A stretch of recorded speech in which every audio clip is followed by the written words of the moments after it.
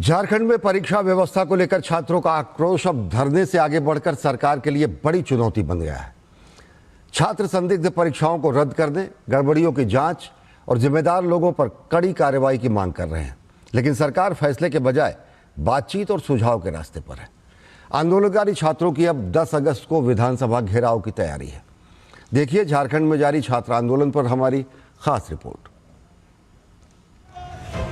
झारखंड में छात्रों का आक्रोश अब सिर्फ धरने तक सीमित नहीं रह गया है। यह आक्रोश एक खुली चुनौती बन चुका है उस व्यवस्था के खिलाफ जो परीक्षाओं को मेहनत का पैमाना नहीं बल्कि साजिश का अड्डा बना चुकी है। रांची के जयपाल सिंह मुंडा स्टेडियम में बैठे सैकड़ों अभ्यर्थी 15वें दिन भी डटे हुए हैं और जारी है अनिश्चितकालीन सत्याग्रह। भूखे पेट, गिरता वजन और थके शरीर के बावजूद इरादा अटल है और उनके सामने है सोरेन सरकार, जो मंत्रियों का प्रतिनिधिमंडल भेजकर बातचीत का नाटक कर रही है, लेकिन फैसला लेने से लगातार कतरा रही है। और ये दावा है धरने पर बैठे छात्रों का। हमने तो कहा था कि बाकी जो छात्र गए थे और सरकार मान जाती तो और जाने की आवश्यकता नहीं था। सरकार देखिए जाने का कौन जा रहा है, नहीं जा रहा है, 2 को जा रहा है, 5 को जा रहा है, 10 को जा रहा है, ये बहुत महत्वपूर्ण बात नहीं है।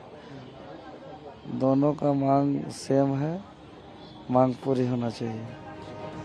छात्र नेता देवेंद्र नाथ महतो का आरोप साफ है, सरकार जानबूझकर टाल मटोल कर रही है और इस आरोप पर यकीन करना अब मजबूरी है, क्योंकि 2 दिनों में 2 बार छात्रों से मुलाकात हो चुकी है, लेकिन निर्णायक फैसला लेने के बजाय सरकार दूसरे छात्र समूहों और संबंधित स्टेक होल्डर से बात करने का इंतजार कर रही है। छात्रों के विभिन्न समूहों से, स्टेक होल्डर से यह प्रतिनिधिमंडल मिलता रहेगा। आज जैसे हम लोग एक छात्र समूह से मिले, अभी RSUI के लोग हैं, JCM के लोग हैं, ACS के लोग हैं, ये तमाम से हम लोग मिलेंगे। अलावे एक मेल ID हम लोग जारी कर रहे हैं। सत्याग्रह कर रहे छात्रों की 3 प्रमुख मांगे हैं। 14वीं JPSC प्रारंभिक परीक्षा और JSSC CGL जैसी संदिग्ध परीक्षाओं को तुरंत रद्द कर दोबारा परीक्षा कराओ। परीक्षा में हुई गड़बड़ी की CBI जांच हो। और तीसरी मांग है परीक्षा आयोजित करने वाली TDPL कंपनी पर सख्त कार्रवाई हो। लेकिन सोरेन सरकार फैसला लेने के बजाय सिर्फ ईमेल ID जारी कर रही है। jpssc.feedback@gmail.com पर सरकार छात्रों से सुझाव मांग रही है। ऐसे में सवाल ये उठता है कि क्या झारखंड सरकार ने अपनी जिम्मेदारी से बचने का नया तरीका निकाल लिया है? सोरेन सरकार का ये रवैया छात्रों की नाराजगी को और भड़का रहा है और अब ये सत्याग्रही 10 अगस्त को विधानसभा घेराव की तैयारी कर रहे हैं। यहाँ से मात्र 3 किलोमीटर दूर माननीय मुख्यमंत्री जी का आवास है, लेकिन 3 किलोमीटर से माननीय मुख्यमंत्री जी बच्चों को देखने नहीं आ पा रहे हैं। और सरकार ने जो प्रतिनिधि मंडल बनाया है, वो प्रतिनिधि मंडल छात्रों की समस्या सुनने से ज्यादा छात्रों को बांटने में लगा हुआ है। क्योंकि 15 दिन से छात्र लगातार संघर्ष कर रहे हैं और ये अब आर पार की लड़ाई में छात्र आ चुके हैं। 10 तारीख को, 10 अगस्त को छात्र द्वारा JPSC JSSC रिफॉर्म मंच द्वारा विधानसभा घेराव का बिगुल फूका गया है। सोरेन सरकार का ये प्रतिनिधिमंडल समाधान की सभी खिड़कियों को बंद कर भूखे छात्रों की आवाज को सिर्फ फीडबैक में तब्दील करने की कोशिश कर रहा है।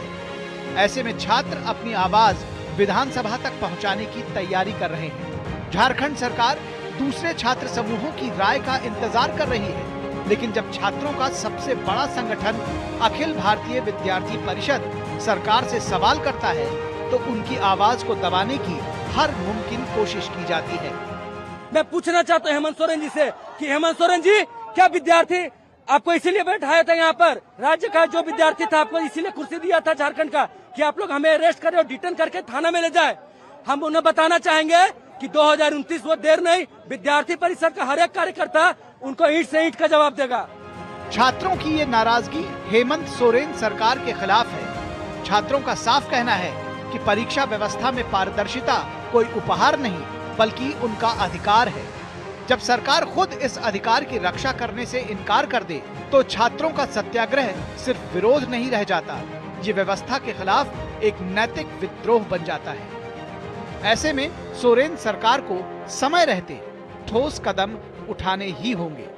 पिछले 15 दिनों से इनका ये जो अनिश्चितकालीन हड़ताल है ये लगातार चल रहा है, लेकिन सरकार की ओर से डेडलॉक तोड़ने की कोशिश हुई है और अब उन्हें उम्मीद है कि कोई ना कोई रास्ता जल्द निकलेगा। और अगर रास्ता नहीं निकलता है तो 10 तारीख को जो इनका विधानसभा मार्च का प्रोग्राम है उस पर वो अडिग है और इसी तरीके से वो आंदोलन को आगे बढ़ाएंगे, जिसमें कुछ और भी छात्र इस अनिश्चितकालीन भूख हड़ताल में भी शामिल होंगे। अपने सहयोगी विकास के साथ मैं दिवाकर कुमार, दूरदर्शन।